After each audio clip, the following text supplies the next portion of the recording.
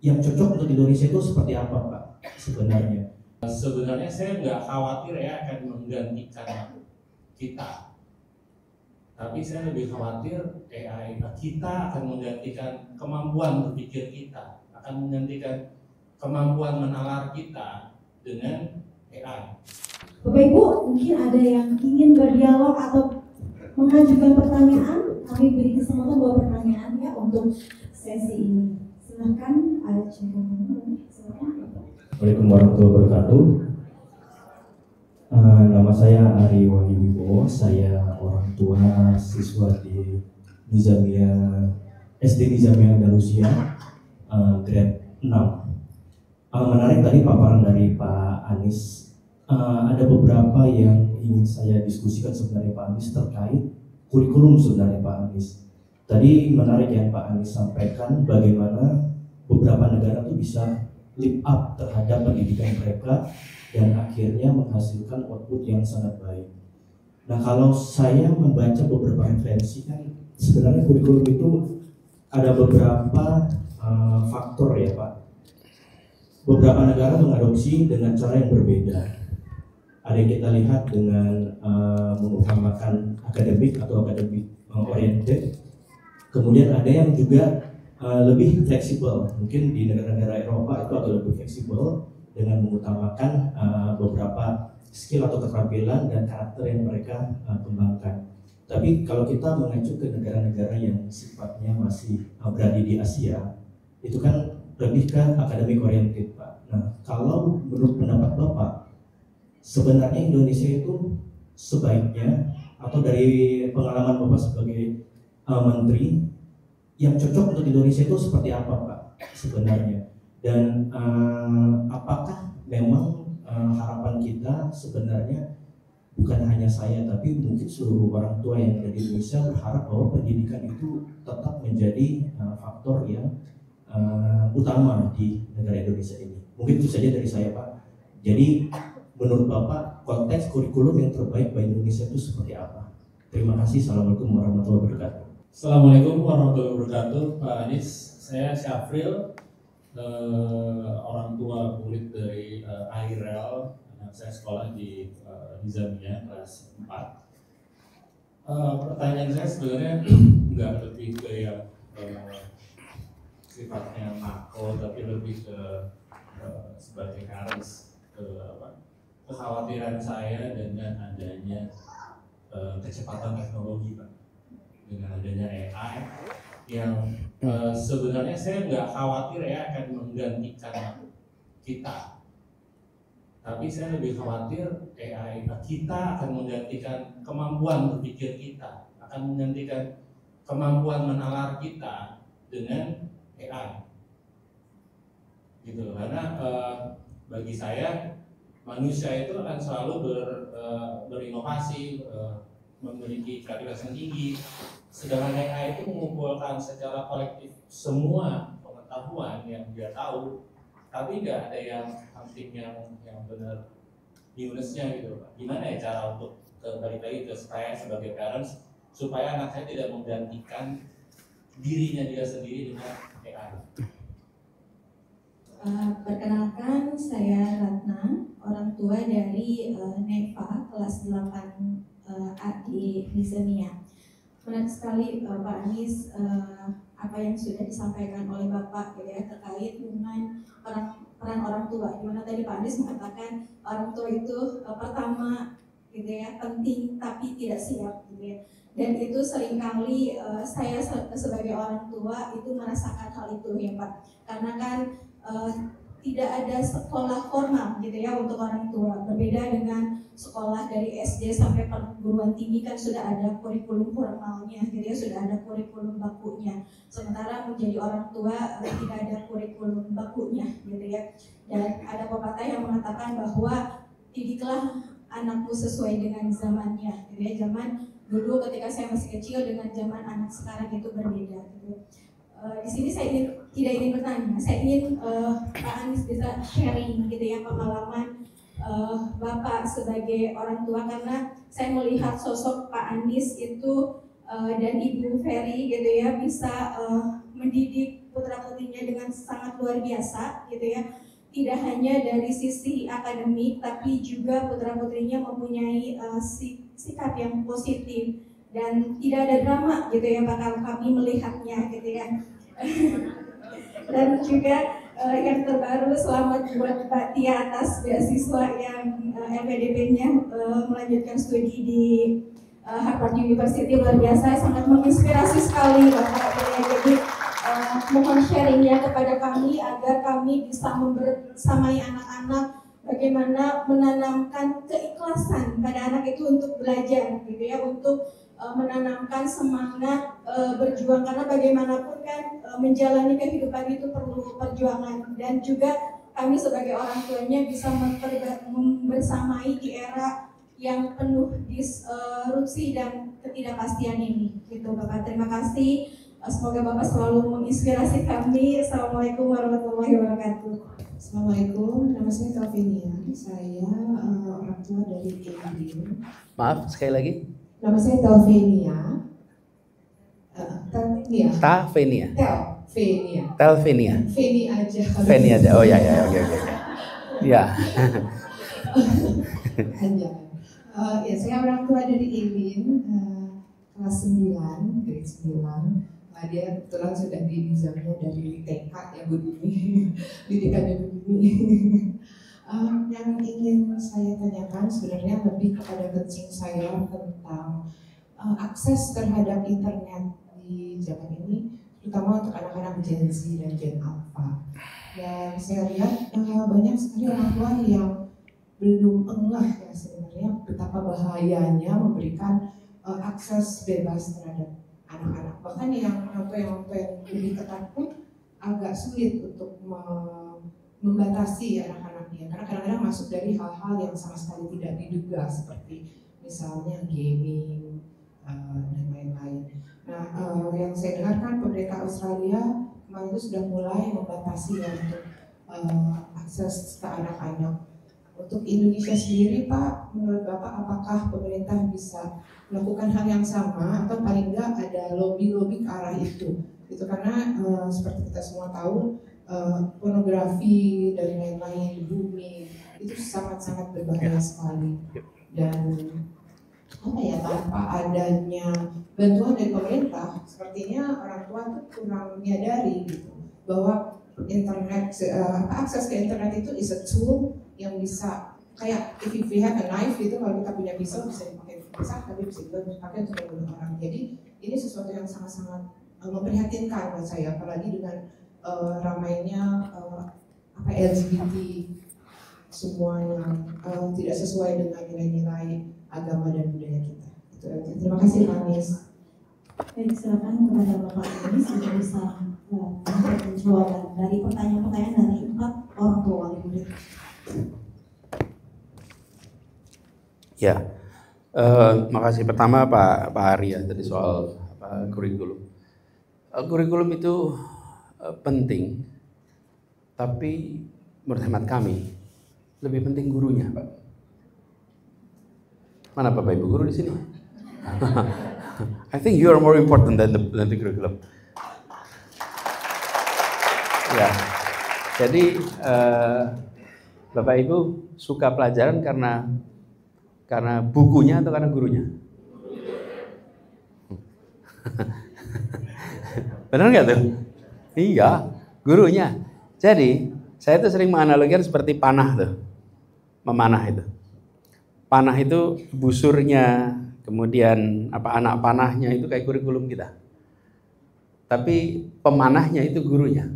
Nah kita ini kalau meleset terus, yang kita ganti busurnya terus, anak panahnya terus. Tapi yang manahnya nggak pernah serius ditingkatkan kemampuannya. Kalau kurikulum itu dideliver dengan baik, karena intensi kurikulum kan seluruhnya baik ya pasti. Tapi problemnya pada delivery. Benar Bapak sekalian, bila kita mau mendorong anak-anak kita untuk meneruskan ke pendidikan di sekolah-sekolah internasional, diperlukan persyaratan akademik. Persyaratan akademik itu dipenuhi oleh kurikulum tertentu. Tapi kan sebetulnya hidup kita bukan persyaratan akademik, bukan? Hidup kita itu kan untuk menumbuhkan kemampuan dia menjadi nomor satu nih, pembelajar. Nah disitulah menurut saya kata kuncinya justru pada guru. Jadi kalau saya boleh memilih Pak, saya akan cenderung memilih untuk mendorong guru-guru kita memiliki sifat pembelajar di gurunya, supaya anak punya sifat pembelajar. Sehingga proses pembelajaran itu, walaupun akademiknya kuat, tapi nantinya dia akan bisa menumbuhkan semua sifat-sifat yang dibutuhkan lain. Kemampuan komunikasi, kemampuan kolaborasi, kemampuan untuk berpikir kritis, kemampuan untuk kreatif, itu bisa ditumbuhkan dengan adanya guru yang baik. Jadi saya memiliki kecenderungan untuk mendorong itu. Nah, kalau kita perhatikan, ada negara-negara, kalau tadi Bapak tunjukkan istilahnya orientasi akademik dengan yang mungkin tidak terlalu berat di dalam capaian akademik. Itu tuh bahan latihan aja Pak. Seperti kalau kita membekali anak-anak untuk sebuah keterampilan, maka metodenya bisa macam-macam. Tapi ujungnya harus kita sadari, anak itu bukan hanya mendapatkan nilai yang tinggi secara akademik, tapi tumbuh sifat-sifat pembelajaran. Jadi kalau saya boleh usul, fokus kita itu pada guru, dan kalau guru itu artinya kalau di rumah gurunya siapa? Itu dia. Di rumah siapa gurunya? Orang tua. Nah, ini terkait dengan pertanyaan berikutnya. Barangkali penting bagi kita untuk merumuskan aja. Bapak Ibu pernah tidak ada rapat suami istri? Raker suami istri merumuskan 10 sifat yang ingin dimiliki oleh keluarga ini. 10 aja. Keluarga ini pengen punya 10 sifat, 10 karakter. Karakter itu kalau dikerjain terus-menerus namanya kebiasaan. Kalau terus-menerus namanya budaya. Kan budaya keluarga, bukan? Nah, itu pertanyaannya, pernah nggak sih kita merumuskan 10 sifat keluarga kita? Kalau belum, yuk dimulai yuk. Jadi dirumusin aja 10, 15, 20, terserah. Mau 5 juga nggak apa-apa. Kan itu kesepakatan masing-masing kan. Tapi kalau itu ada, rasanya kita itu punya pegangan. Oh iya ya, kita kepengen mengerjakannya apa. Mengalir saja itu baik. Tapi jangan sampai gimana nanti. Pikirin nanti gimana Bapak Ibu. Ini usul aja. Rumusin itu. Lalu di rumah apa yang perlu kita kerjakan? Nah, Bapak sekalian, ini tidak usah dibayangkan seperti sekolah. Nanti ada jadwal A, B, C. Enggak, itu guideline aja. Untuk kita, oh iya ya, ini agak kurang perhatian selama beberapa bulan ini. Yuk ke depan kita ada perhatian itu. Jadi, tapi pegangan Bapak Ibu sekalian, yang kita butuhkan. Seperti juga di sekolah. Sekolah itu punya nilai kan Bu ya? Ini nilai-nilainya nih. Bapak Ibu kerja di korporasi, punya nggak corporate values? Punya. Nah di rumah itu biasanya take it for granted Bapak Ibu. Yang penting sakinah mawaddah warahmah gitu. Lah iya, tapi sakinah itu kayak apa ininya, urutannya gitu. Itu nggak bisa abstrak. Sebaiknya itu disepakati. Itu usul ya. Jadi soal akademik itu. Lalu Pak Safrin nih soal teknologi. Tadi saya bilang penting guru ya. Tanya Pak, guru bisa nggak digantikan teknologi? Di sana ada guru-guru tuh. Ibu-ibu yang kelihatan cuma ibu sih. Bisa nggak diganti teknologi Bu? Hah? Bener? Yakin? Hari ini keluar kabar loh, katanya ChatGPT sudah melampaui manusia. Atau mungkin pertanyaannya saya ubah. Guru macam apa yang bisa digantikan teknologi? Ada kan? Ada. Guru macam apa yang tidak bisa digantikan teknologi? Begitu pertanyaan diubah langsung kita ketemu. Ada yang bisa Bapak Ibu. Yang apa? Mengajarnya repetitif. mengajarnya mekanistik, materinya cuma daur ulang. Itu bisa diganti teknologi. Tapi guru yang pembelajar, guru yang inspiratif, guru yang jadi sahabat, bisa nggak diganti teknologi? Nggak bisa. Orang tua begitu. Jadi Bapak sekalian, terkait dengan ganti dan tidak mengganti teknologi, ini jangan dogmatik. Pokoknya manusia nggak bisa digantikan. Oh bisa, kalau sifatnya kayak teknologi tadi. Nah, jadi bagaimana kemudian anak-anak kita kemudian tidak menggantungkan? Kita hidup di era yang mau tidak mau berinteraksi dengan teknologi. Dan inilah hidup kita di abad 21. Anak-anak kita abad 21. Nizamiyah ini sekolah abad 21. Tapi di banyak tempat anaknya 21, gurunya 20, sekolahnya 19. Ya bener. Sekolahnya abad 19, gurunya abad 20, siswanya abad 21. Nah terus kita yang orang abad 20 tuh nolak gitu loh. Nolak, nggak bisa. Anak-anak kita akan hidup dengan. Nah sekarang bagaimana mengarahkannya?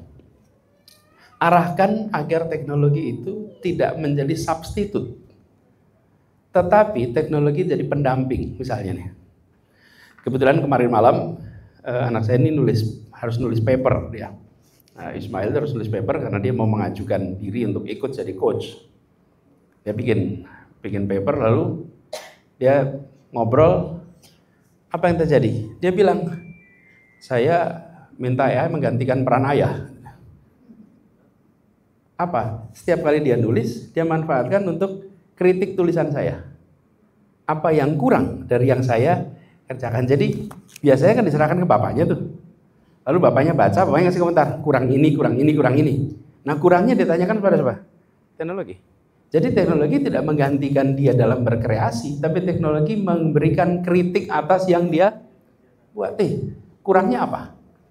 Lalu kasih perspektif. Kalau dari perspektif seperti ini, kurangnya di mana? Perspektif ini kurangnya di mana? Apa yang terjadi? Proses kreasinya sih di sini. Tetapi dia manfaatkan teknologi untuk memberikan pertanyaan, untuk memberikan kritik, memberikan komentar. Jadi kita dorong untuk bisa seperti itu. Tapi kalau dibilang you produce without consulting AI, wah kita namanya menutup anak kita dan mengembalikan ke abad 20. Gak apa-apa. Nah, ini hal yang kita sebagai orang tua harus belajar, Pak. Jadi Bapak sekalian, di HP Bapak Ibu itu adalah alat untuk belajar. Sering-seringlah Bapak Ibu berkonsultasi dan browsing tentang bagaimana menjadi orang tua di abad 21. Dan Bapak Ibu pasti akan dapat bahan baru tiap minggu. Bagaimana caranya supaya bisa, dan banyak bacaannya itu. Jadi jangan hanya pas seminar kita concern. Tapi pasca seminar dalam keseharian itu muncul dengan apa? Pertanyaan-pertanyaan itu. Jadi Pak Safri, it was a good question, Pak, yang Pak sampaikan. Dampingi anak kita, bekali. Lalu apa? Ya? Pendampingan ini konsekuensinya pada waktu. Jadi harus dialokasikan suami istri bagi tugas kapan mendampingi kapan untuk bisa konsultasi terkait dengan pemanfaatan teknologi. Nah ini jump to the last question. Ini soal apa? Internet. Dan ini mau tidak mau sekalian, semua yang sifatnya info masuk ke dalam itu harus ada pengendalian. Dulu di era kita namanya televisi. Ingat ya Bapak sekalian, televisi dan bangsa kita termasuk bangsa yang durasi nonton TV-nya paling panjang di dunia. Ternyata ketika dicek TV nggak pernah dimatiin, bukan ditonton terus. Begitu nyala jam 5 sore, baru mati lagi jam 10 malam. TV nyala terus, ada yang duduk atau nggak ada yang duduk, TV-nya itu nyala terus. Pagi gitu, belum subuh udah nyalain, ada yang duduk nggak ada yang duduk, TV tetap. Jadi TV itu seperti hidupnya di rumah itu, suasananya suara TV. Sambil masak ada TV, sambil ada tamu ada TV. Sehingga durasi TV kita tuh panjang. Nah, dulu strategi kami, Bu, televisi itu tidak pernah ditaruh di ruang keluarga. Nggak pernah ada TV di ruang keluarga. Sekarang kami punya TV di ruang keluarga. Kenapa? Karena orang tua kami pindah bersama hidup kami, tinggal hidup bersama kami, dan mereka selalu perlunya nonton TV. Ini kan orang era mertua saya 90, ibu saya 85. Jadi eranya era abad 20 bagian awal. Jadi kalau kita 20 bagian akhir. Nah, baru ada TV setelah orang tua kami pindah karena mereka mendapat informasi lewat televisi. Tapi sebelum itu kami tidak pernah ada tidak pernah ada TV di ruang keluarga. Bahkan TV itu selalu ditaruhnya di luar, sehingga kalau nonton TV itu seperti harus melakukan step khusus untuk ke sana. Itu ketika televisi. Bagaimana dengan sekarang internet? Ini tantangan Bu sekalian. Kami juga merasakan tantangan yang sama, terutama anak-anak yang sudah menjadi native. Satu, ibu bapak bisa lihat screen time dan sepakati screen time yang acceptable per minggu seperti apa. Ada aplikasinya bukan? Yang kedua, lihat di situ yang ditonton apa. Ya ibu bapak ngobrol aja yang boleh yang mana, yang tidak boleh yang mana. Dan itu disepakati. Dan alat itu milik siapa Bapak Ibu? Orang tua. Jangan ragu. Kalau ibu bapak nggak merasa itu milik Bapak Ibu, repot kita. Itu milik siapa? Nah, tegaskan sama anaknya, alat ini milik siapa nih? Milik ibu, ini alat milik bapak. Anda pengguna, gunakan sesuai kemauan pemilik. Ya, pemiliknya ngasih arah nih. Jamnya, durasinya ya, bukan waktunya, kapan durasinya. Dan kerjakan itu sebagai proses bersama, bukan seperti polisi sebagai pengawas kepada anak. Udah sama aja.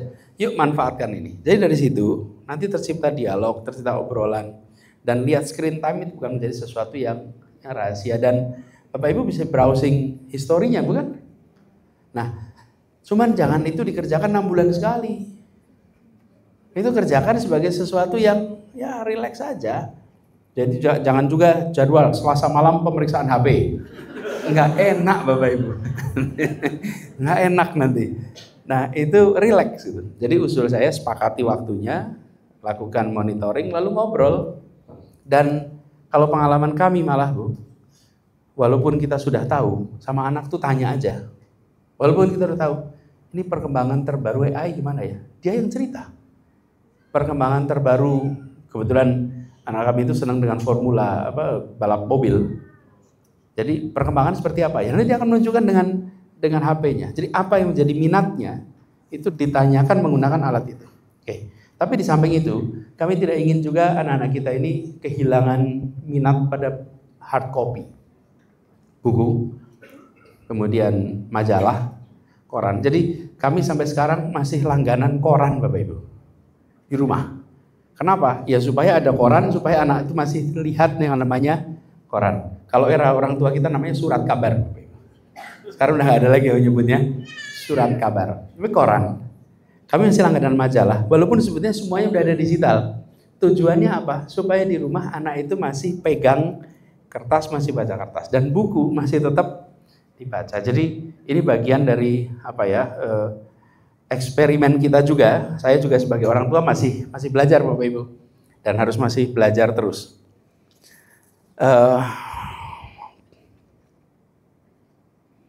Rasanya udah semua Bu Ratna. Bu Ratna mana Bu Ratna? Makasih Bu Ratna. Jadi kami cerita sedikit ya inspirasinya. Saya ketika itu sedang sekolah ambil PhD di kampus itu ada ini Bu. Ada pengumuman parenting education untuk mahasiswa. Kami ikut. Lalu ketika kami ikut tertulis gratis itu. Kita ikut.